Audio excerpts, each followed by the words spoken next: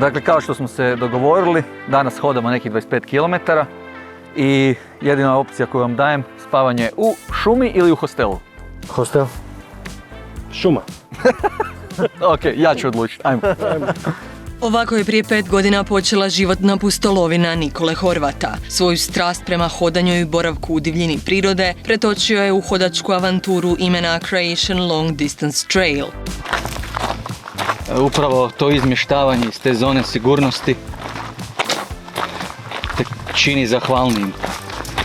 Naime, prehodavši 2100 km u 3 mjeseca zajedno s članovima svoje udruge, definirao je prvu long trail stazu koja od Iloka do Dubrovnika hodaču priređuje užitke neslučajnih ljepota uz dašak divljeg zova prirode.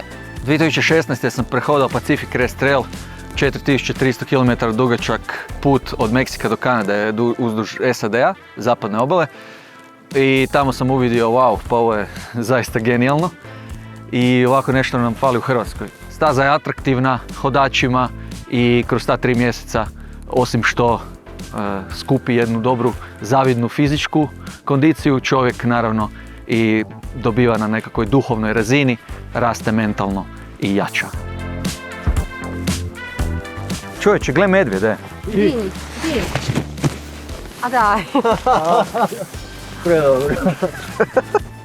Na ideji su radili 2 godine, te su u suradnji s američkim partnerima napravili i aplikaciju staze koja se danas nalazi uz bok Kaminu ili Pacific Crest Trailu. Stranci to vide nakon što skinu aplikaciju i interesiraju se. Tako da već ove godine na Croatian Long Distance Trailu će hodati stranci, Njemci, Amerikanci. Croatian Long Distance Trail je već u suradnji s nekim turističkim zajednicama, sa gradovima i općinama.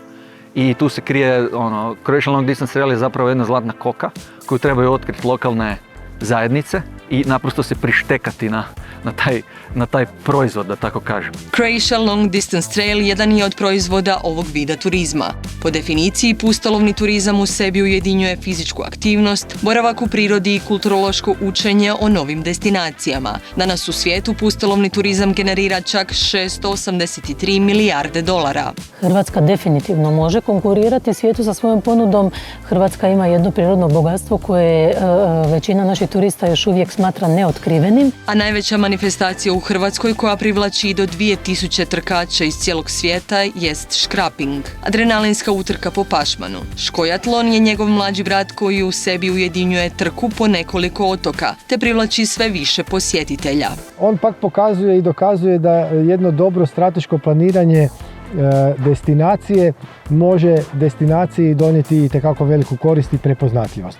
Škojatlon se događa u malom mjestaštvu Pakoštane koje je iskoristilo tu svoju simpatičnu prirodnu pozicioniranost 3 otočića u neposrednoj blizini samoga mjesta i natjecanje se u stvari održava na način da natjecatelji trče i plivaju. Prirodne ljepote kojima obiluje naša zemlja poput krških rasjeda, jama, kanjona, idealna su scenografija za zip line, koji je sve više u turističkoj ponudi. Odlično, fenomenalno. Zip line iznad Pazinske jame svojim gostima priređuje adrenalinsko iskustvo i osjećaj koji se teško zaboravlja. Bilježimo u zadnje 3 sezone 11.000 gostiju. Od 2011. znači kad smo otvorili imali smo samo 300-tinjak, tako da po tom pitanju smo super zadovoljni. Struktura gostiju je uglavnom Njemci, njih je tu najviše i u principu su to familije, znači sa djecom od 6 do 11 godina.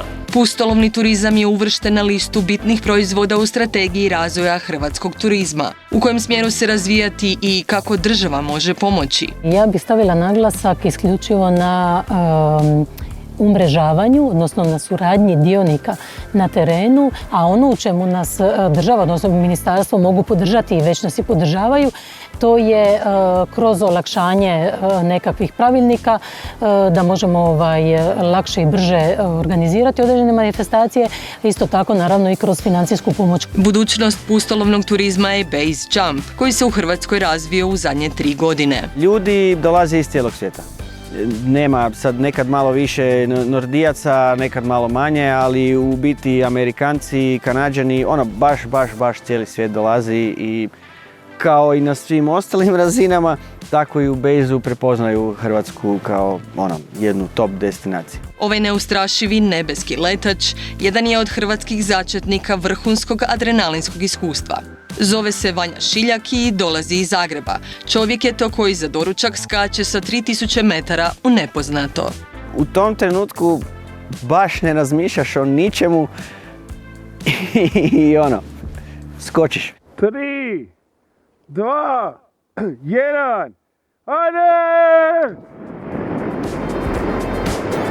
Pustolovni turizam 365 dana u godini dovodi turiste. Može promovirati i manje destinacije u prepoznatljiva mjesta. Njegovi konzumenti se vode maksimom leave no trace ili u slobodnom prijevodu ne zagađuju okolinu. Isplativa, održiva i nadasve zanimljiva turistička perspektiva jest tu.